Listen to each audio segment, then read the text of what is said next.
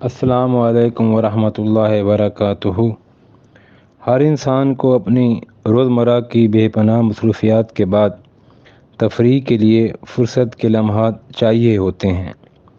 جنہیں وہ اپنی مرضی اور خوشی سے جہاں چاہے صرف کر سکے۔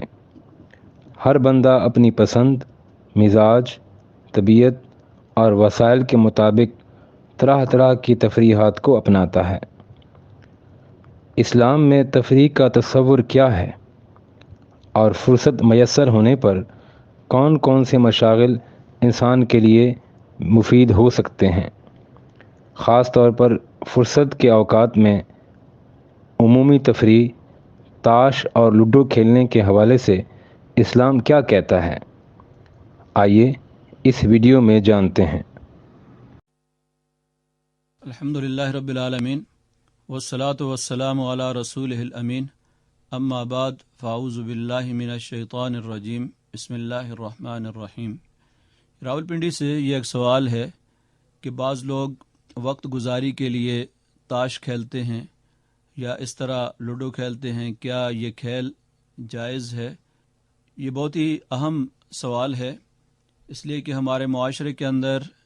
لوگوں کی ایک بڑی تعداد ایسی ہے جن کے پاس فرصت ہی فرصت ہوتی ہے، اور وہ اپنے فارغ اوقات کو، فرصت کے اوقات کو اس طرح کے کھیلوں کے اندر جو ہے وہ لگا دیتے ہیں۔ بنیادی طور پر شریعت کا جو بنیادی تصور ہے تفریح کے بارے میں، وہ یہ ہے کہ ہر تفریح جو ہے وہ جائز بھی نہیں ہے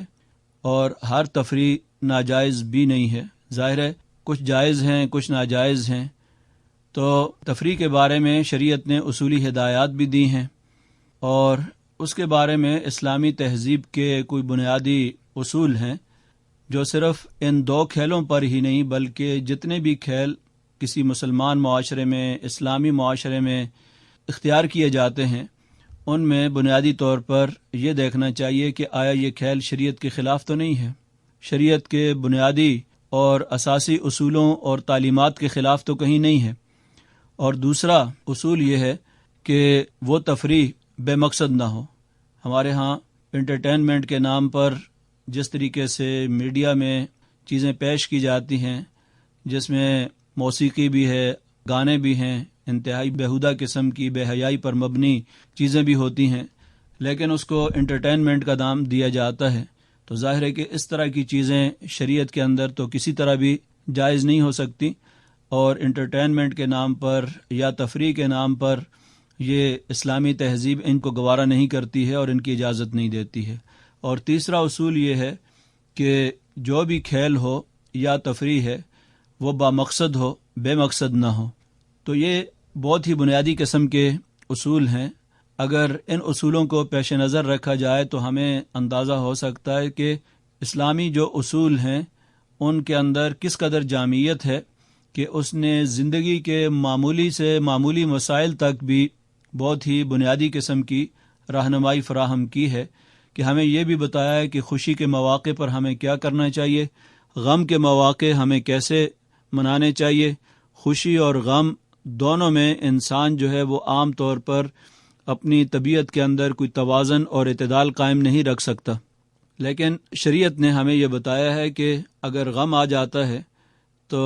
سب سے پہلا کلمہ جو زبان پر آتا ہے انا للہ و انا الیہ راجعون، کہ یہ سب کچھ اللہ تبارک و تعالیٰ کی امانت ہے اور اسی کی طرف ہر چیز نے لوٹ کر جانا ہے۔ ظاہر ہے اس کے اندر بھی ایک بہت بڑا پیغام ہے، اور ہر چیز کو اللہ تبارک و تعالیٰ کی امانت جب قرار دیا جاتا ہے تو اس کے اندر بھی ایک بہت بڑا اعتراف کیا جاتا ہے۔ اعتراف اس بات کا کیا جا رہا ہے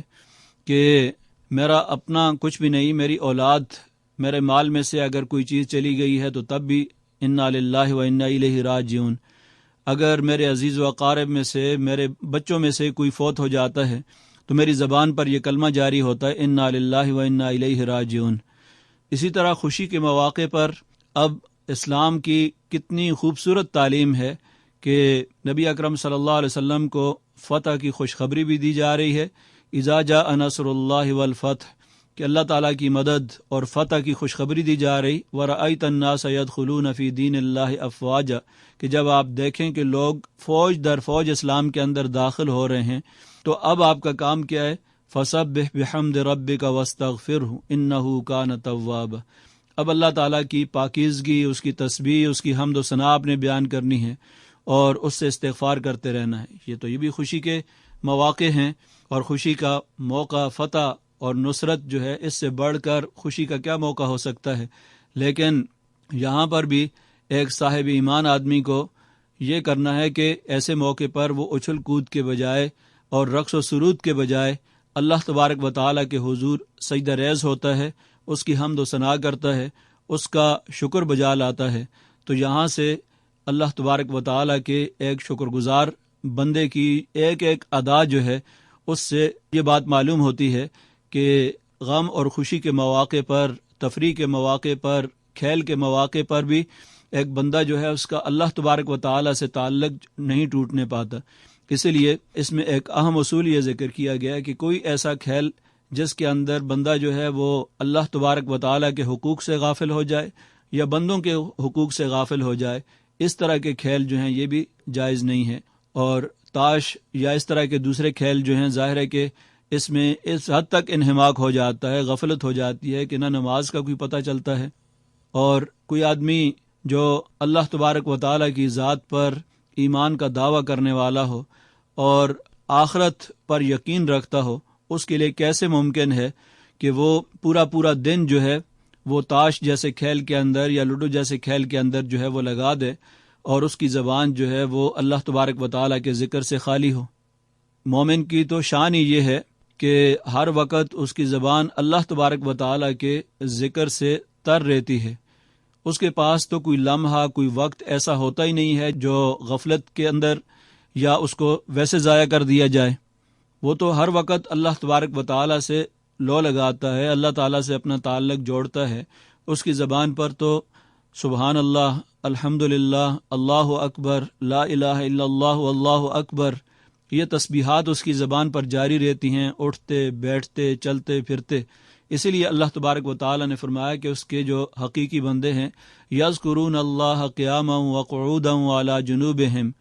کہ اللہ تبارک و تعالیٰ کو یاد کرتے ہیں، بیٹھے ہوں تو تب بھی، لیٹے ہوں تو تب بھی، کھڑے ہوں تو تب بھی، وَيَتَفَكَّرُونَ فِي خَلْقِ السَّمَاوَاتِ وَالْأَرْضِ، اور زمین و آسمان کے اندر غور و فکر کرتے ہیں، تدبر کرتے ہیں، اللہ تعالیٰ کی قدرت کا منظر دیکھتے ہیں کہ اس کائنات کو کس طرح اللہ تبارک و تعالیٰ چلا رہا ہے۔ ایک حکیم ہستی ہے جو کہ اس کائنات کے نظام کو چلا رہی ہے۔ تو انسان جب غور و فکر کرتا ہے تو اللہ تعالیٰ کی عظمت اور کبریائی جو ہے اس کے سامنے آتی ہے۔ تو اس لیے کوئی کام بھی ایسا نہیں کیا جا سکتا جو انسان کو یا تو اللہ تبارک و تعالیٰ سے غافل کر دے یا اس کے نتیجے میں بندوں کے حقوق متاثر ہیں۔ ہر فرد جو ہے وہ کسی نہ کسی طریقے سے اس کا دوسرے افراد کے ساتھ کوئی نہ کوئی حق متعلق ہے۔ اگر وہ بیٹا ہے تو باپ کے حقوق ہیں، اگر وہ باپ ہے تو اولاد کے حقوق ہیں، اگر وہ بیوی ہے تو شوہر کے حقوق ہیں، اگر وہ شوہر ہے تو بیوی کے حقوق ہیں۔ کوئی شخص ایسا نہیں ہے جس کا معاشرے کے اندر دوسرے افراد کے ساتھ حقوق و فرائض کا پورا ایک نظام موجود نہ ہو۔ اس لیے جب وہ اس طرح کے کسی کام کے اندر یا کسی کھیل کود کے اندر یا غفلت کے کسی کام کے اندر مصروف ہو جاتا ہے تو اس کا لازمی نتیجہ یہ نکلتا ہے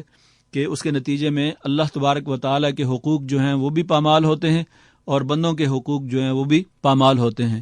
تو اس لیے ہمارے ہاں جو عام طور پر ہم دیکھتے ہیں کہ گلی گلی محلے ایسے حضرات، بالخصوص بڑی عمر کے جو لوگ ہیں یا نوجوان ڈرائیور جو جگہ جگہ گاڑیاں کھڑی کر کے ایک کنارے پہ بیٹھ کر جو ہے وہ جب تک سواری کوئی نہیں ملتی اس وقت تک تاش کے اندر لگے رہتے ہیں، تو اس کے بجائے اگر وہ اللہ تبارک و تعالیٰ کا ذکر و اذکار کریں،